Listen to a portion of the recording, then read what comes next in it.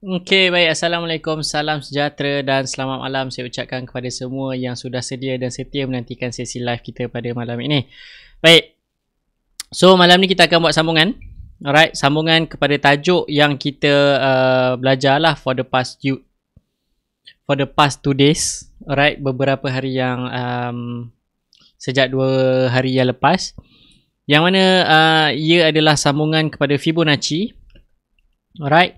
Dia adalah sambungan Fibonacci dan this is basically adalah bahagian yang dah hujung-hujung lah sebenarnya kan.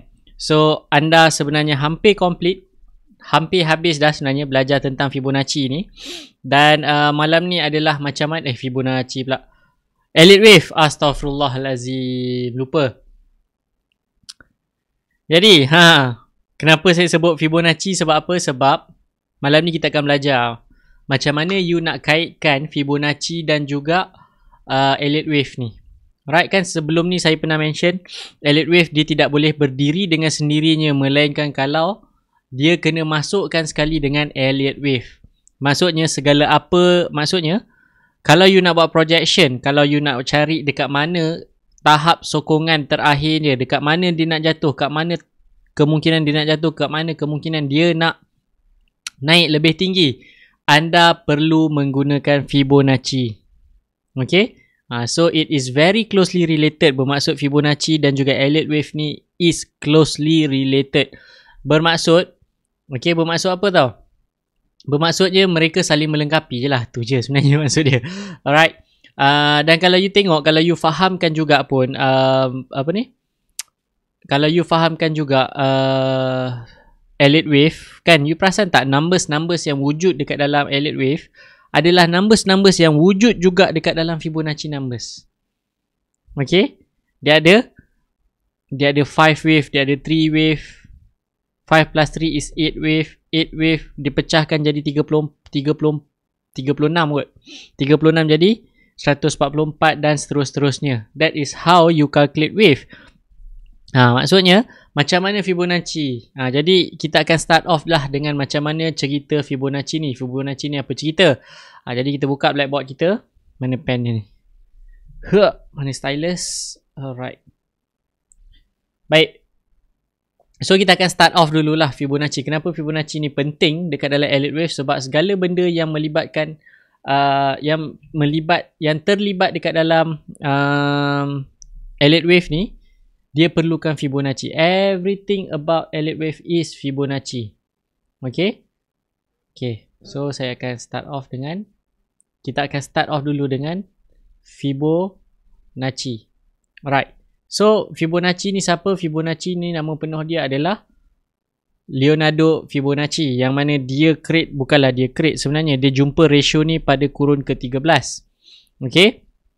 Dan macam mana Fibonacci numbers ni boleh wujud? Dia sebenarnya mudah. Alright. Dia akan start dengan kosong. Alright. Diikuti oleh lepas kosong nombor 1. Alright. Lepas tu apa dia buat? Nombor 1 ni dia campurkan dengan nombor kosong. 1 campur kosong dapat 1. 1 campur 1 dapat 2. 2 campur 1 dapat 3. 3 campur 2 dapat 5. 5 campur 3 dapat 8. Alright. 5 campur 8 dapat 13. Alright. And so on and so forth. Okay. This is how Fibonacci numbers wujud. Baik. Ni Fibonacci numbers. Ni baru dia punya sequence. Alright. This is what we call as. Ini sebenarnya yang kita tengok ni. 1 tambah tambah segala benda ni. This is what we call as sequence. Alright. Fibonacci sequence. Dia baru kiraan 1 tambah 1. Kan? Ni baru Fibonacci sequence. Dan dari mana dapat Fibonacci punya percentage tu? Kenapa kita tahu apa ni? Level of retracement ataupun projection 100%. Mana datang 100%, 50%, 61.8%, 30 something percent lah. Sorry, 38.2%. Okay. Mana datang ratio-ratio ni? Alright. Dia macam ni. Alright, ratio tu wujud sebenarnya daripada dia macam ni. Okay, kan kita dah tahu Fibonacci number sequence dia adalah 0, 1, 1, 2, 3, 5, 8, 13, 21, 50, 43. Betul ke? Sorry, 33. 33 sama dengan 54. 54 sama dengan 7, 87 and so on. Alright. So this is dia punya sequence lah up until blah blah blah blah numbers. Right, sampai x numbers lah up until infinity. You teruskanlah kira, okay? Sebab saya nak tunjuk contoh macam mana ratio ni wujud. Alright. Kita start off dulu dengan 1 bahagi 1. Alright. So kita start off dulu 1 bahagi 1. 1 bahagi 1 you akan dapat 100. Okay, dia dapat 100%. Okay. Okay, sekarang ni you ambil sini pula. Okay, 1 bahagi 2 you akan dapat 50%. Okay, sekarang ni 2 bahagi 3. 2/3 you akan dapat, oh ya, 34, sorry. Maksudnya semua salah ni. Astaghfirullahalazim. Okay, automatik sini pun salah. So sini 5, 5. 5, 5. Thank you sebab tegur. Sebab tak pakai calculator, main congak aje. 9, 8. Right. So you buat 2 bahagi 3 kali 100. Bahagi 3 kali 100. You akan dapat 67% roughly. Okay. Now, 3 bahagi 5 you buat. 3 bahagi 5. You akan dapat 3 bahagi 5.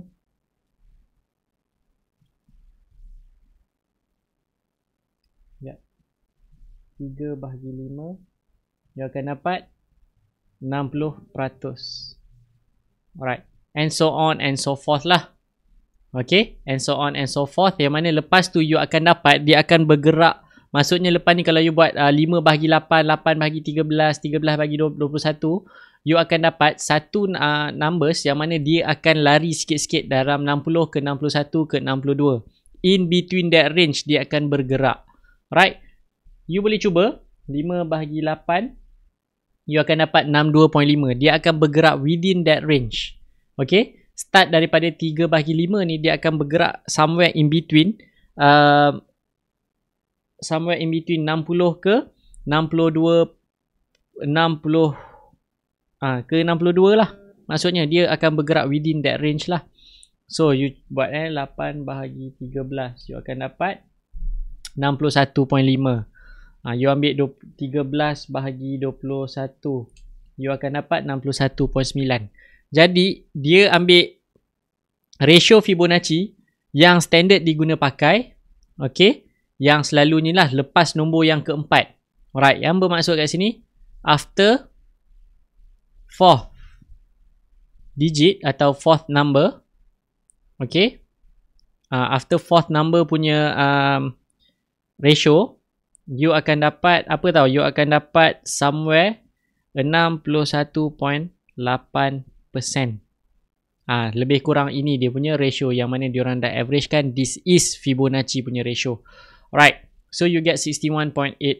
Maksudnya afterwards. Jadi itulah wujud sebenarnya 100%, 50% dan 61.8%. Dan persoalan seterusnya wujud dari mana datangnya 38.2%. Okay. Dia sebenarnya pembahagian dia daripada sini pula. Alright. Contoh. Tadi kita bagi 5 bahagi 8. Sekarang you cuba buat 5 bahagi 13. So 5 bahagi 13. You akan dapat somewhere dekat 38.4. Okay. 38.4 dekat sini. Bila you buat 5 bahagi 13. You akan dapat 38.4. Lebih kurang. Dan maksudnya seterusnya. Dan apa yang dimaksudkan dekat sini sebenarnya Fibonacci numbers dia akan ambil untuk completekan 100 ni dia akan ambil 38.2%. So inilah wujudnya sebenarnya Fibonacci numbers tu wujud daripada sini. Kalau you cari Fibonacci kan, dia akan keluar daripada sini. Maksudnya bila dia mula jatuh tu, you akan nampak daripada kosong kan, dia punya Fibonacci levels tu dia akan start daripada kosong dan dia pergi ke 38.2%. Lepas tu baru dia pergi 50%. Okay, baru dia pergi 50%. Lepas tu dia akan pergi ke level 61.8% dan barulah dia pergi 67% dan barulah dia pergi ke 100%. That's how the numbers wujud. Alright, this is Fibonacci punya ratio. Alright, so settle. Okay, ini baru basic Fibonacci lah. Alright, ini basic Fibonacci. Basically malam ni sebenarnya apa yang kita belajar adalah matematik. Okay, malam ni kita ajar matematik. Aku mengajar matematik, babe. Macam luar biasa begitu. Alright. Jadi macam mana you nak kaitkan Fibo dengan Elliott? Apa berlaku bila Fibonacci digunakan dekat dalam Elliott wave? Alright. Menggunakan Fibonacci dalam Elliott wave, you boleh identify perkara yang pertama. Perkara yang pertama dia panggil sebagai projection. Right, you boleh project ke mana harga saham tersebut nak pergi. Projection of price. Okay. Yang kedua, apa yang you boleh buat adalah you boleh cari dia punya retracement. Alright, retracement of price. Okay. So sebenarnya kegunaan Fibonacci dekat dalam Elliott wave sebenarnya dua benda ni. Alright, you belajar dua benda ni. Okay, you nak cari dua perkara ini, iaitu projection of price dan juga retracement of price. Okay, untuk you faham retracement dan projection menggunakan Fibonacci dan Elliott wave, sebenarnya dia ada berapa perkara? Sekejap saya tengok. 1, 2, 3, 4, 5, 6, 7. Alright, dia ada 7 perkara yang you kena ingat. Berapa perkara? 7 perkara. Maksudnya ini adalah syarat dia. Alright. Maksudnya ini syarat dia lah. Ini syarat yang telah ditetapkan. Bukanlah syarat yang telah ditetapkan, tapi ini syarat yang biasa diguna pakai. Alright. So, syarat yang pertama, bukanlah syarat yang pertama.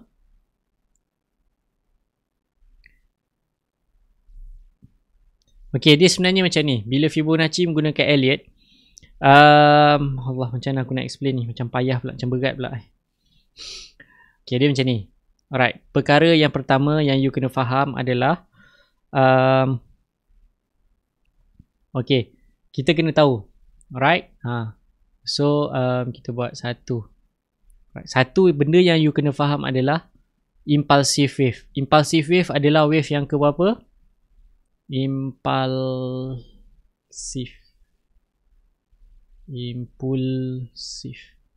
Right, impulsive wave. Impulsive wave ni ada berapa? Wave yang ke berapa? Bermaksud we are talking about wave 1, 3 and 5 in general. Right, impulsive wave. Okay, you kena faham ni. Rules of alternation yang mana saya terlepas pandang semalam, yang mana salah satu rules of alternation dia macam ni. Cerita dia macam ni.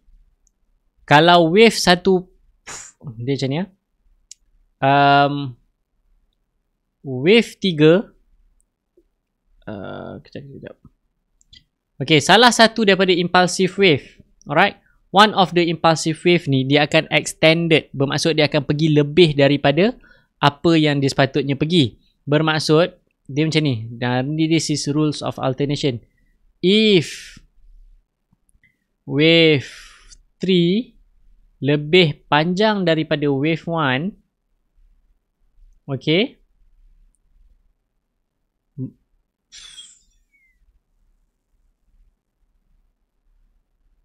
okay, kita start macam ni lah. Dia macam susah sikit nak explain macam ni. Okay, if wave 3 sama dengan wave 1. Alright. Bermaksud wave 5 akan extended.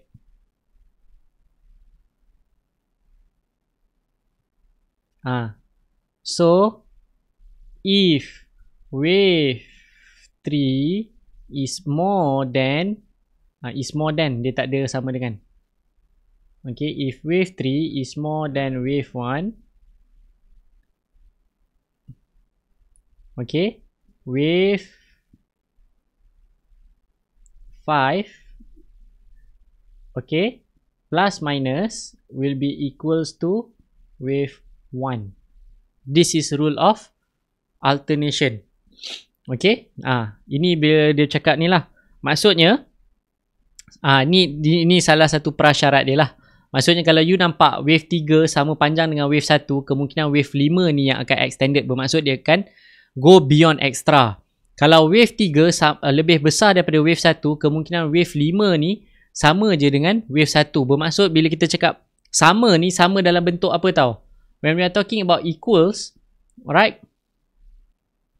Bila kita cakap tentang sama, kan, apa yang sama adalah jangka masa, maksudnya time, frame, dan juga dia punya time frame dan juga dia punya price lah, right? Ataupun dia punya return percentage, percentage dia lah pulangan, right? Percentage of return, lebih kurang macam tu lah. Maksudnya size dia tu mesti sama, right? Time frame dia kemungkinan dia akan plus minus lebih kurang, dan juga percentage of return dia pun akan lebih kurang. Kalau kita cakap tentang equals lah, okay, equals wave, tu maksudnya, right? Okay, itu prasyarat yang pertama. Maksudnya this is one of the, macam mana Fibonacci ni, Fibonacci ni dia punya cerita. Okay, tapi daripada first wave you dah boleh predict dah wave 5 dekat mana sebenarnya. This is the beauty lah of Elliott wave, if you can find first wave. Alright. Okay, point yang kedua. Apa cerita dia yang kedua? Okay, cerita dia yang kedua, untuk mencari wave 3, maksudnya minimum target of wave 3, minimum target of wave 3. Okay, ni formula dia. Bersamaan dengan, Allah tak muat, kita padam dulu. Apa ini rapat sangat.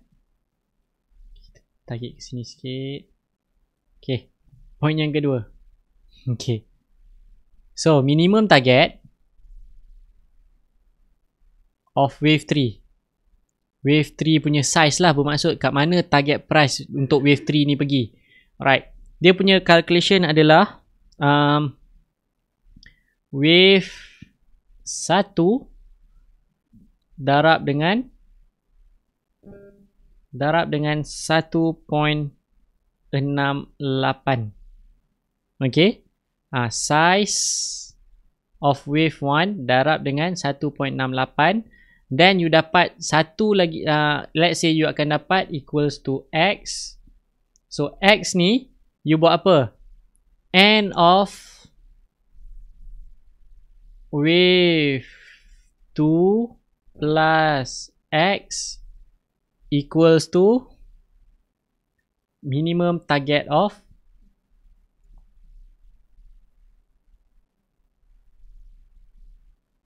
wave 3.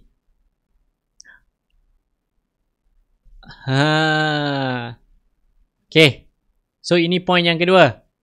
Macam mana you nak cari target minimum. We are talking about minimum target bukan maximum target. So this is minimum target yang you boleh letak untuk wave 3. Alright, so point yang ketiga. So point yang ketiga adalah You nak cari dekat mana wave 5. Wave 5 tu maksimum dengan minimum dia. Alright. Dia punya formula, maksudnya daripada start je wave 1 tu you dah boleh predict dah dekat mana wave 5 tu nak habis. Power tak power.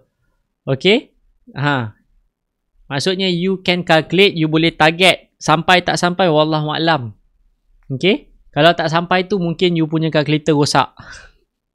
Tapi selalunya dia akan kenalah plus minus within that range, within that area. Dia tak kena ngam-ngam dekat situ.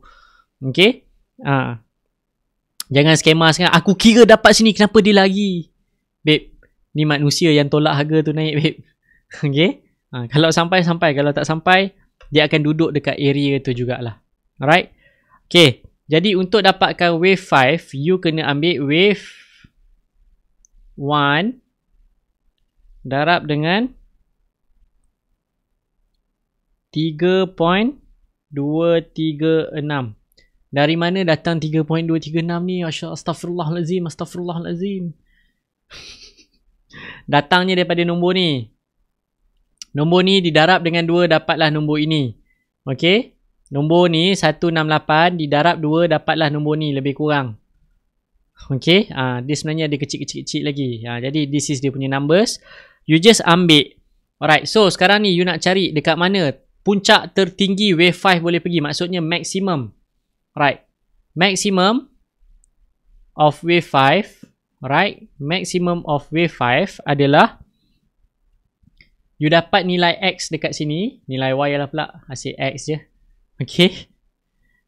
You ambil dekat wave 1. Maksudnya you ambil maximum kan. Ni we are talking about top of wave 1. You tambah dengan Y.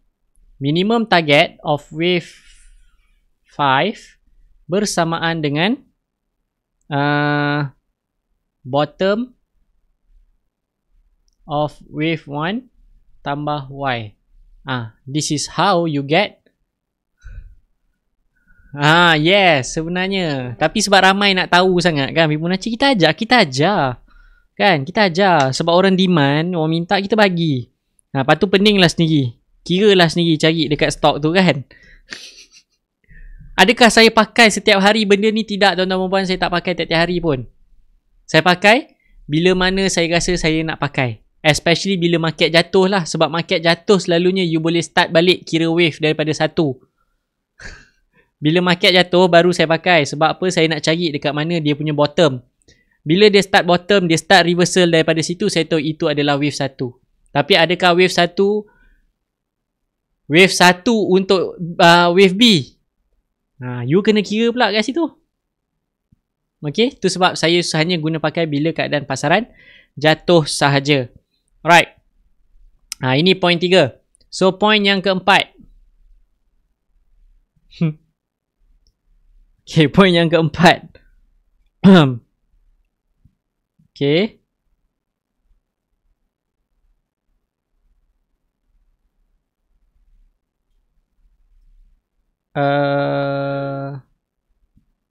Sekejap Okay, satu lagi cara you nak kira wave 5. Okay, satu lagi cara you nak guna kira wave 5. Alright. You nak kira wave 5 given that bila mana wave 1 sama dengan wave 3. Right, wave 5. Macam mana you nak kira wave 5 bila mana wave 1 sama dengan wave 3? Alright. Dia punya calculation macam ni. Wave 1 campur wave 3. Alright. Dalam kurungan darab dengan 1.618. Okay. You darab dengan 1.618. Sorry. Yang atas ni 618. Salah bagi formula, suka hati je. Mana datang Y ni?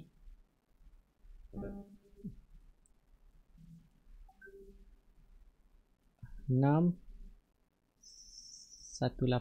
Okay. Baru betul. Alright. Dan lepas tu you akan dapat, let's say you dapat Z. Alright. So you dapat Z. Kat mana you nak cari wave 5? So wave 5 is equals to beginning.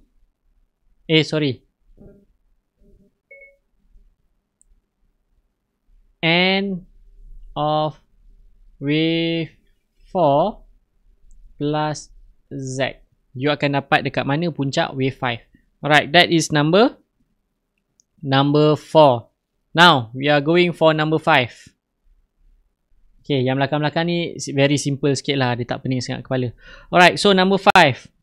Alright, ingat tak semalam kita belajar bila ada corrective wave, salah satu famous corrective wave adalah zigzag. Betul? So, what happened dekat zigzag? Alright, bila you nampak pattern zigzag correction, alright, kita panggil zigzag correction, correction wave, correction pattern lah. Alright, bila you nampak zigzag correction pattern, automatic you tahu. Macam mana you nak tahu? Dekat B tu you dah boleh tahu dah sebenarnya, dekat B. Alright, macam mana you nak tahu dia akan jadi zigzag? You tengok dekat B, B tu sampai balik tak dekat atas. Alright, so wave A akan sama dengan wave C. Alright, dia macam ni. Macam mana you nak predict A sama dengan C padahal tak complete lagi? Dia macam ni. Right, this is why you need to understand. Okay, so bila harga saham tu jatuh sampai dekat sini, right, and then kita buat sini kononnya support lah kan. Lepas tu dia rebound balik naik. Bila dia rebound balik naik, kalau dia tak sentuh dia punya atas, lepas tu dia start turun kat sini, automatically you tahu this is zigzag punya pattern. Alright, ingat tak saya dah ajar semalam? Tengok balik, boleh tengok banyak kali video tak apa. Okay, automatic this is B. Yang C dia pula akan meneruskan penurunan sama dengan A. Dari situ. Alright, ini jarak ini kita panggil dia sebagai jarak X. Dia equals to dengan ini adalah ketinggian ni adalah X1. Salah, itu kuasa 1. X1. Macam tu. Alright, ini yang very simple one lah. Okay, very simple one. Okay,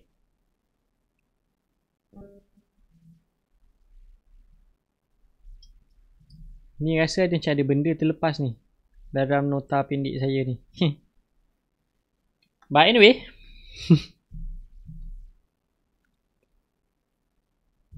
okay, tak apalah. Terlepas lah. Ini pun pening kepala kan. Tapi saya rasa macam ada benda terlepas. Oh sorry, tu ni tak ada terlepas. Dia tak ada terlepas. Sebab zigzag, ingat zigzag dia mesti 535 betul? Zigzag dia 535. So saya trigger 535. Saya tengok dalam nota saya tak ada cerita pasal korektif 535. Tapi bila tengok ni baru okay, zigzag mestilah 535. Alright, yang ke-6. Okay, tolak naik atas lagi. Okay, yang ke-6. Alright, yang ke-6. Bila mana you nampak correction. Alright, corrective wave formation. Corrective wave 335. Okay, bila you nampak corrective wave 335 dan mana bila you nampak 3 yang ada ni, maksudnya this is wave A, B, C, betul? Alright, given that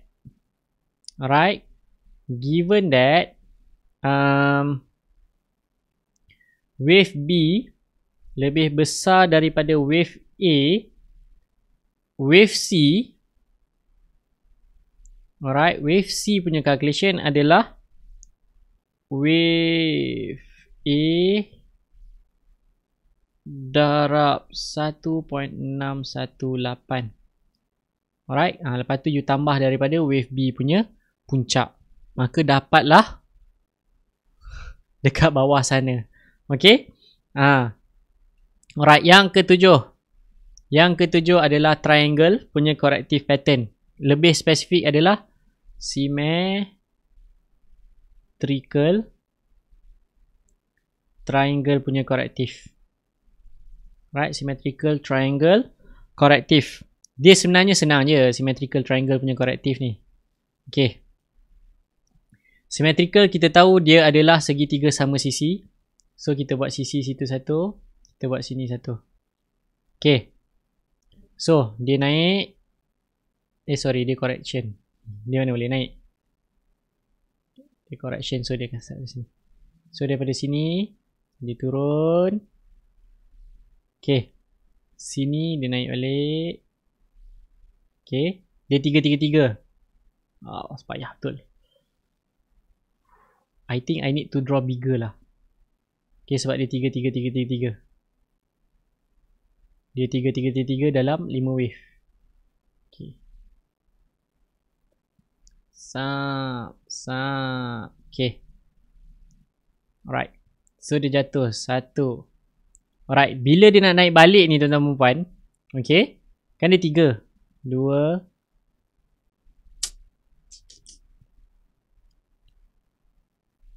Okay. Ni dia turun.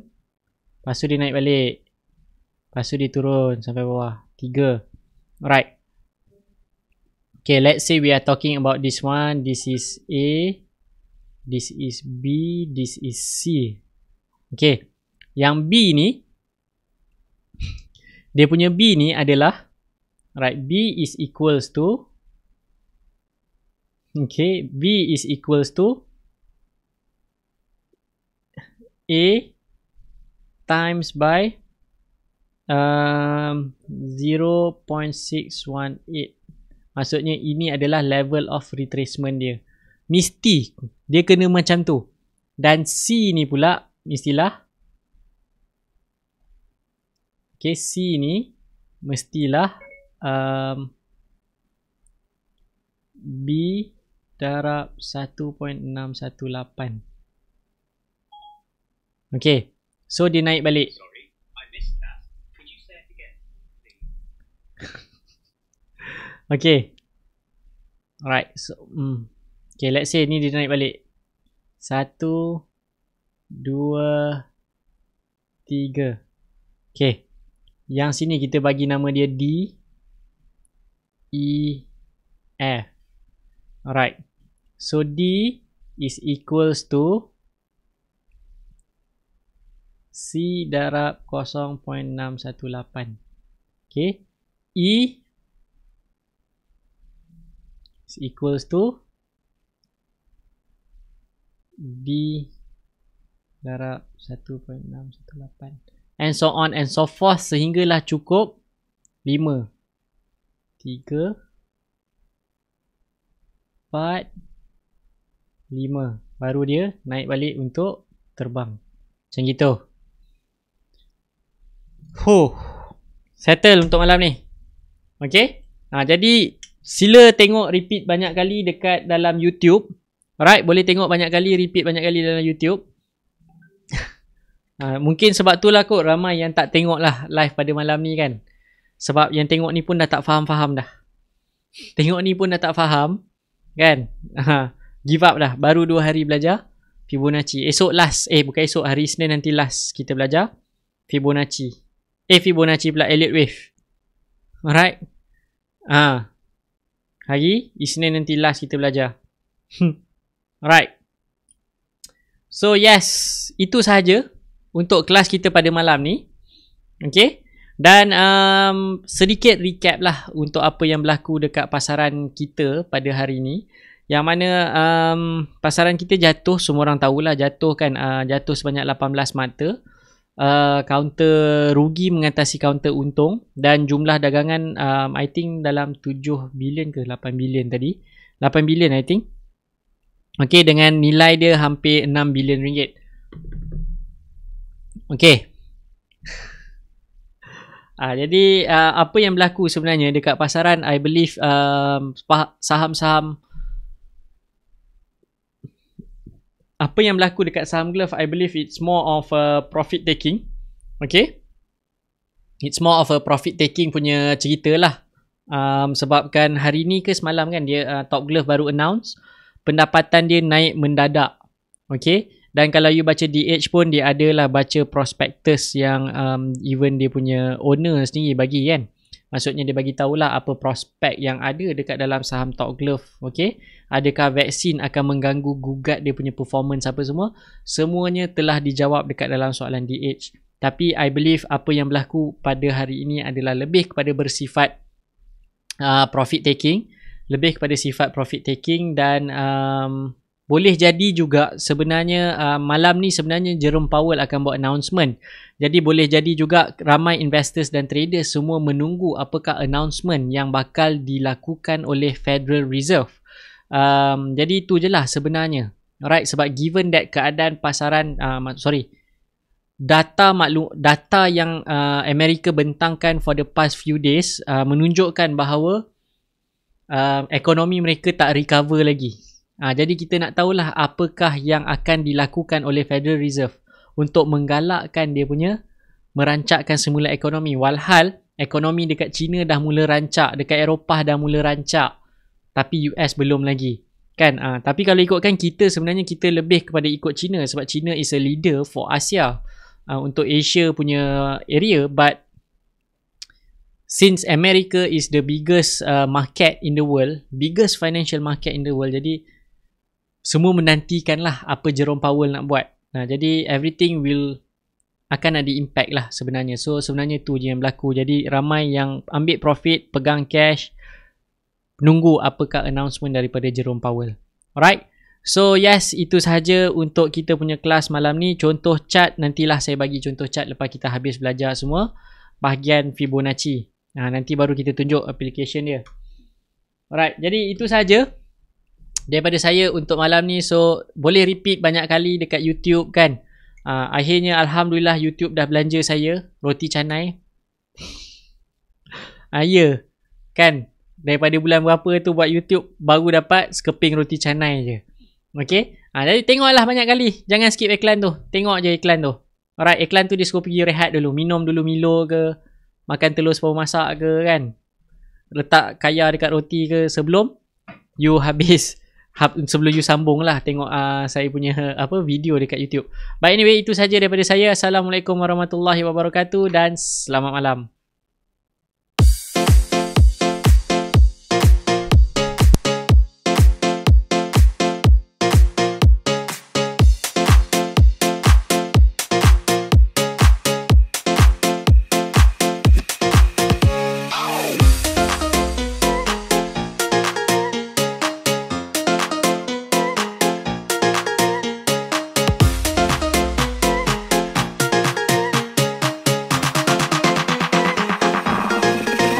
That's all right.